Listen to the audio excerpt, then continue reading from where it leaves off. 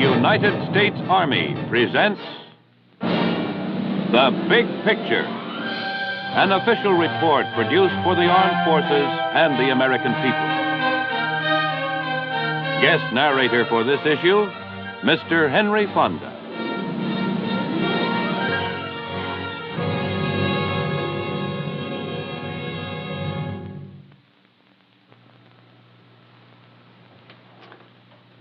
This man wears the uniform of the Special Forces.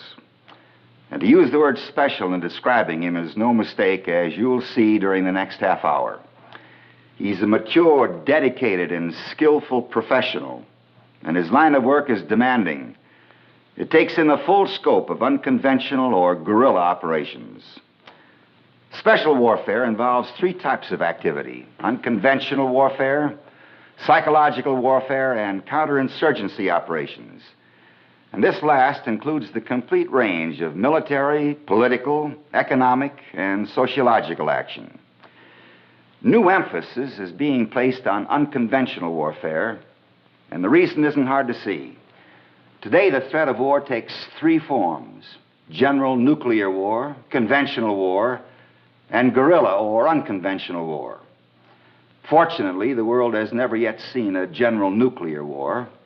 Conventional warfare, the regular forces of two or more nations in combat, but without using nuclear weapons, we know all too well. But at the moment, no such traditional war is going on. Unconventional warfare is a different story. In a number of key spots around the world, intense guerrilla operations are underway right now. And it makes little difference to the people of a country whether they lose their freedom to an invading army of regulars or through the action of guerrilla forces sponsored by an outside power. Special forces, as such, are something fairly recent in American history, but our experience with this kind of operation goes back to our beginnings as a nation. As a matter of fact, if you've got a nickel that's old enough, you can take a close-up look at one of the greatest guerrilla fighters the world has ever known. The American Indian taught us some painful lessons in this department. Of necessity, we learned them well. To live and move where the going was wild, to move fast and undetected, to become a part of the terrain, strike with stealth and silence, and be gone before the enemy's conventional forces could react. In revolutionary times, Francis Marion's will-o'-the-wisp raiding earned him a title which has endured: the Swamp Fox. During the Civil War, General Morgan's Confederate guerrillas silently destroyed hundreds of miles of railway tracks, essential avenues of supply for Union forces, doing effective damage far beyond forces 10 times their number.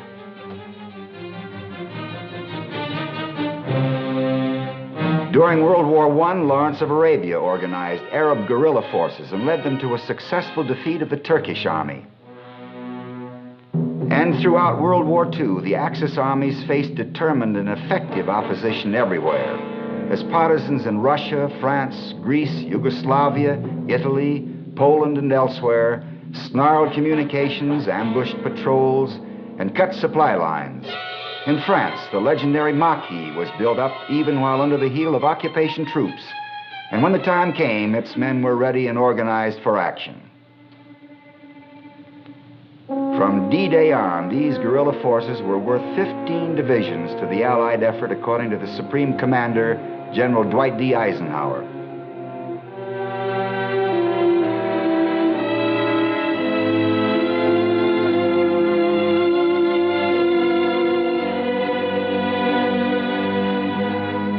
In the Philippines, Japanese forces faced wiry and elusive guerrilla groups which operated from jungle and mountain, harassing the enemy and sending out a constant stream of intelligence information to our forces in the Pacific.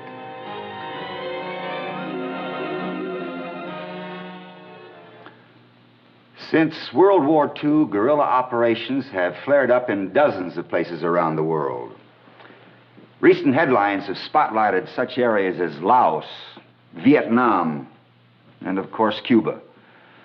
We have to be able to meet this kind of threat and to help others to meet it, and we intend to. A prime answer is this man and many others like him, the men of the Special Forces, This is their story. If you come at it from the air, Fort Bragg, North Carolina looks much like any other Army reservation in the southeastern United States. A sprawl of buildings surrounded by thousands of acres of pine woods, hills, swamps, and streams. But Fort Bragg is different.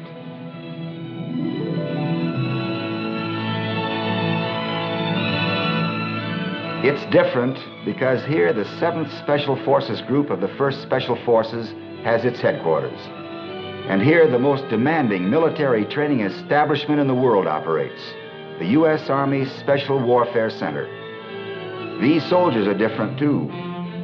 You have to look closely to see it perhaps, but in the next few minutes we will see that the difference is there. These are among the most able and most highly motivated men bearing arms in the world today.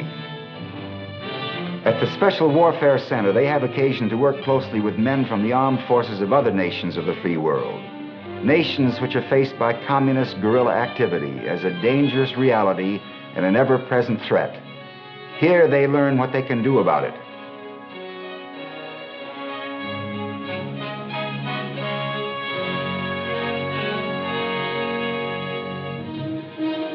To begin with, every Special Forces soldier must be airborne qualified. Before he can even begin his intensive specialized training, he must have won the right to wear the wings and canopy insignia of the paratrooper, in itself an item not lightly acquired.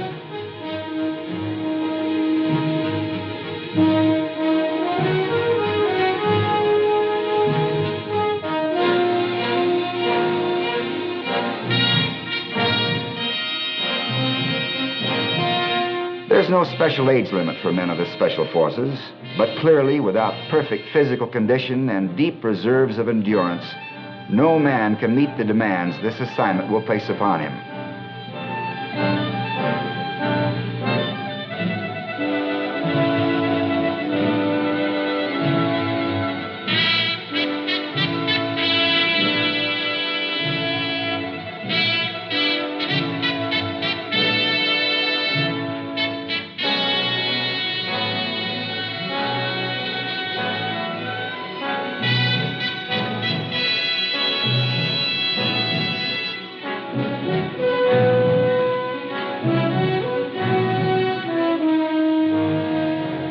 The nature of the work calls for a close working acquaintance with dozens of foreign weapons, as well as a perfect knowledge of every light weapon used by our own armed forces.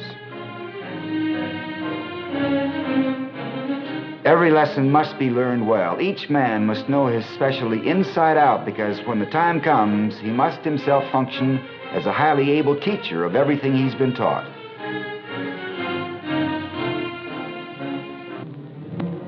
Always, formal instruction is followed by intensive practical application. At the firing range, he works with weapons common to the Far East, South America, Europe. His fingers become familiar with the ammunitions used by each.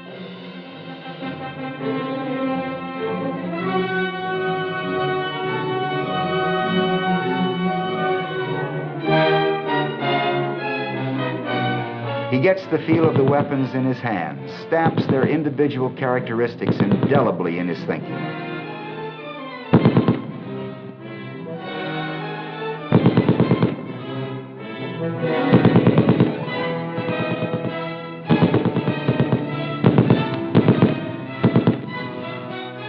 He tries for himself what they can do. He learns by doing.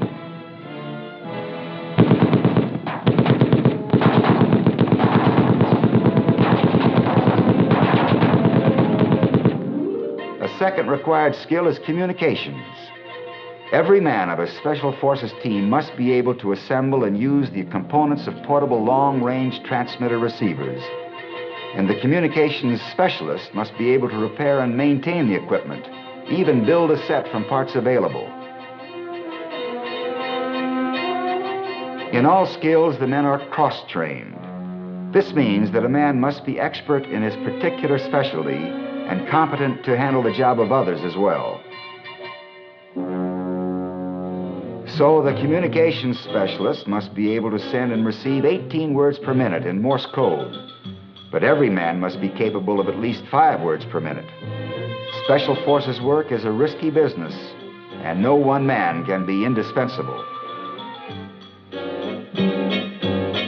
The guerrilla's life is limited to the isolation of wild terrain. He can't live and operate within walking distance of a supermarket, so he fends for himself, with traps like these providing rabbits, wild pig, and other small animals for food.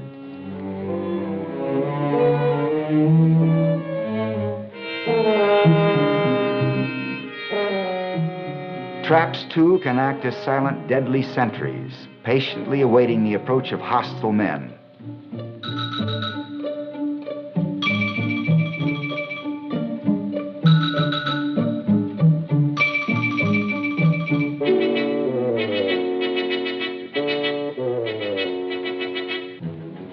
First aid is another of the basic skills which Special Forces carries far beyond its ordinary meaning. The Special Forces medic carries a kit which provides surgical tools and even a basic set of dental instruments. Through weeks of work with Army doctors, the Special Forces medic acquires almost as much practical knowledge as did the country doctor of 25 years ago. He learns to set a broken bone, care for a gunshot wound, remove an appendix, treat a serious burn. And of course, every man is cross-trained in basic first aid.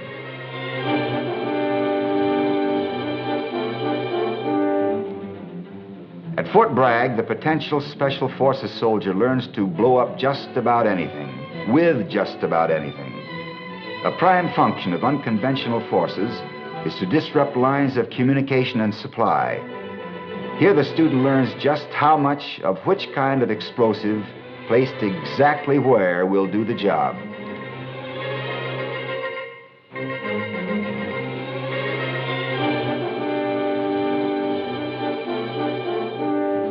He learns, too, to make a deadly weapon of hands, feet, elbows, fingers. Instruction in judo and karate is very thorough. As you will have gathered, these are determined, aggressive soldiers. But if you're looking for a bunch of wild men who go around breaking up the furniture on Saturday night, you'll be disappointed. 3 M's characterize the Special Forces man: maturity, motivation, military. Emotional maturity is a must, and lack of it will wash a man out fast. And without deep motivation, or to say it a more familiar way, dedication to the job, none of these men would be here. They are soldiers with a purpose. As one officer aptly understated it, American citizens interested in doing something for their country.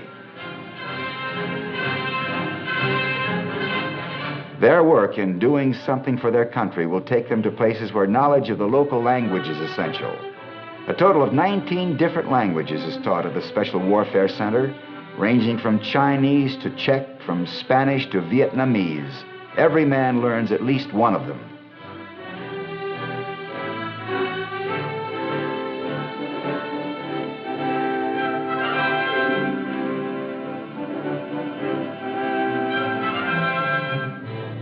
All the training, all the work is directed toward this moment. This is where an actual assignment begins for a Special Forces team, the isolation area, where they will be briefed in detail about their mission. They will leave behind them in the isolation area all personal items, anything which might serve to identify them. Security precautions are a familiar and accepted part of their work.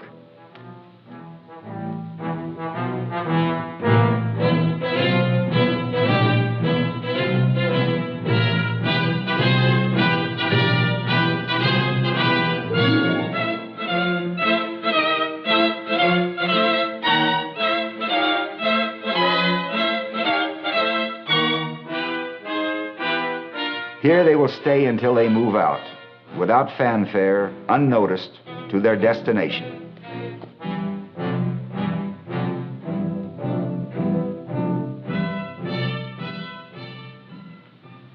Security is an important word in the vocabulary of the Special Forces man. He understands the necessities involved and accepts them without losing his sense of humor. For example, a popular poster at the Special Warfare Center featured the familiar face of Groucho Marx with an 8-word slogan, "Say the secret word and get 20 years." Besides the main training operation at Fort Bragg, there are Special Forces centers located in the Far East and in continental Europe. From these 3 areas, men can be sent to wherever their skill and dedication are needed. In the meantime, that skill is kept sharp by the constant pressure of realistic and detailed training missions. You're going to get a look at one of these now. The Alps. Beautiful, but a cruelly rugged place to conduct military operations. In other words, perfect training country. In a small valley near the Swiss border lies the German town of Bad Tolz. And here is the United States Army's Flint Kaserne, headquarters of the 10th Special Forces Group in Europe. Training missions are frequent, rugged, and realistic, and each of them begins, as would an actual operation, with a highly precise and detailed briefing. Here, the leader of a Special Forces team outlines the job ahead. Airdrop into a remote valley, ski cross-country to rendezvous at an isolated partisan headquarters, and help partisan forces in the demolition of an important railway bridge deep in the mountains. Other United States soldiers will act as partisans and as aggressor forces.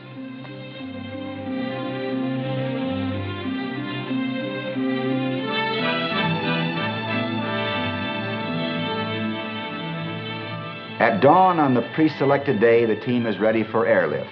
Parachutes on and equipment checked.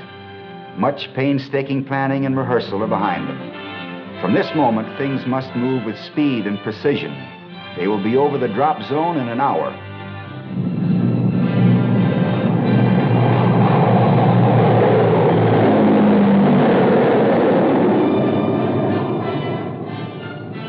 At the drop zone, a reception committee of friendly partisans awaits the drop.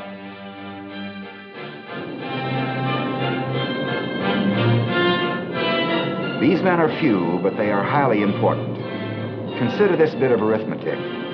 Skillfully directed guerrillas can tie down conventional troops 10 times their number, and a single Special Forces team can organize, train, and direct a force of 1,500 guerrillas. It is possible for the men leaving this aircraft to be the means of immobilizing 15,000 trained enemy troops. The reception committee works swiftly for their assembly. There's only slight danger of hostile observation in this high mountain-locked valley, but every moment of time between now and the demolition of the objective is spoken for.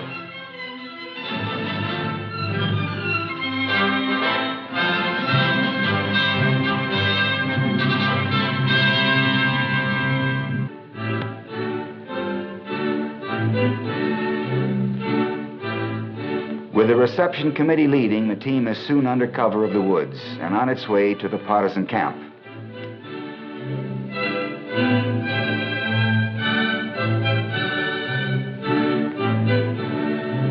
Partisan headquarters at the moment is an abandoned woodcutter's hut several miles from the valley and still higher in the mountains.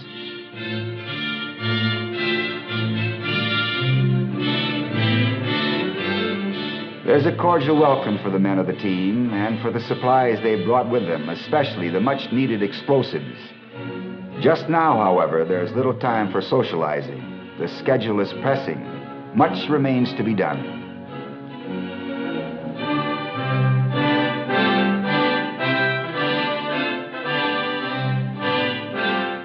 According to plan, members of the Special Forces team go along with the raiding party to advise and aid the partisan leader and his men in the demolition of the bridge. This will be a typical guerrilla operation. Interdiction is the military word for it, and it is the guerrilla's stock in trade. Its meaning is simple: cut communications and supply lines, destroy personnel and equipment, come from nowhere, strike, and disappear to strike again another time and place.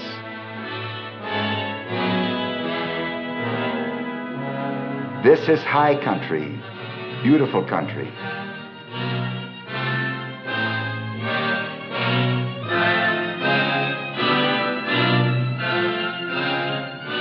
It can also be dangerous country.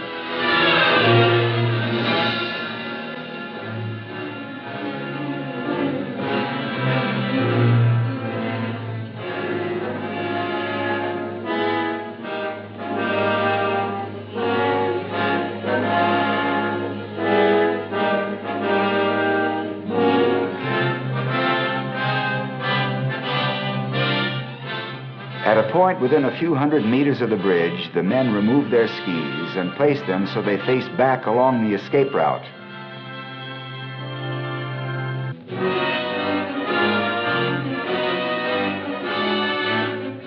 The movement from partisan headquarters has taken longer than estimated and longer than allowed by the time schedule. Only 15 minutes remain to line up the operation, strike, and get out. The bridge is there as described. The sentries patrolling it are from a command post just up the hill beyond the bridge. From this moment, the entire operation will have to be virtually soundless.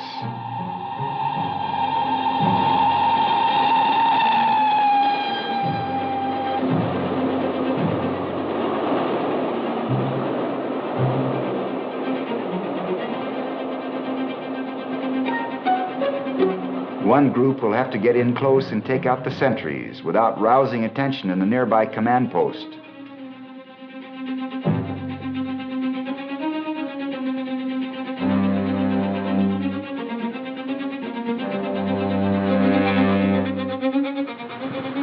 A second group will work into positions near the bridge from which they can move quickly to set their demolitions charges as soon as the sentries have been silenced.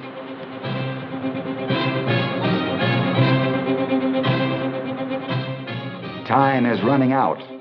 If the schedule laid down by the command at Bad Tolz is to be met, less than 5 minutes remain. Following military procedure, the Special Forces men act as advisors and observers, but will take no part in the action itself, except in extreme emergency.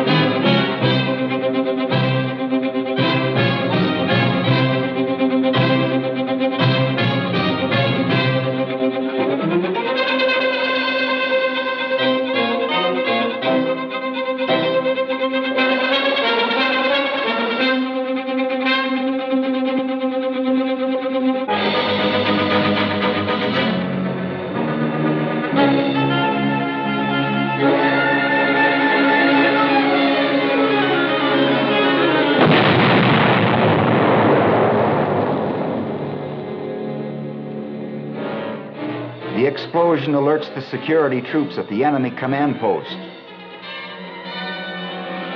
With well-trained tracking dogs, an aggressor team begins pursuit over terrain they know well. For the guerrilla force, the problem now is to gain as much lead as possible on the aggressor troops.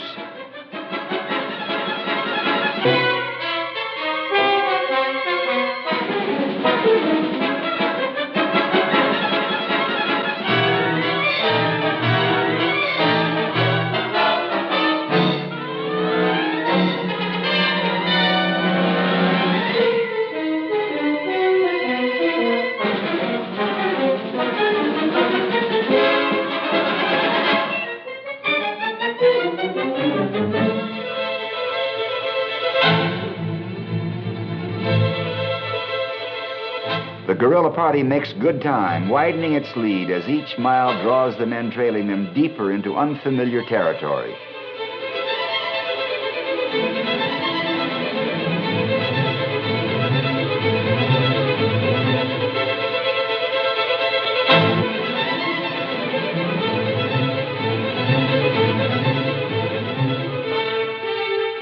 Finally, the chase is abandoned. Even the most determined hunter may hesitate to follow a mountain cat into its home thicket.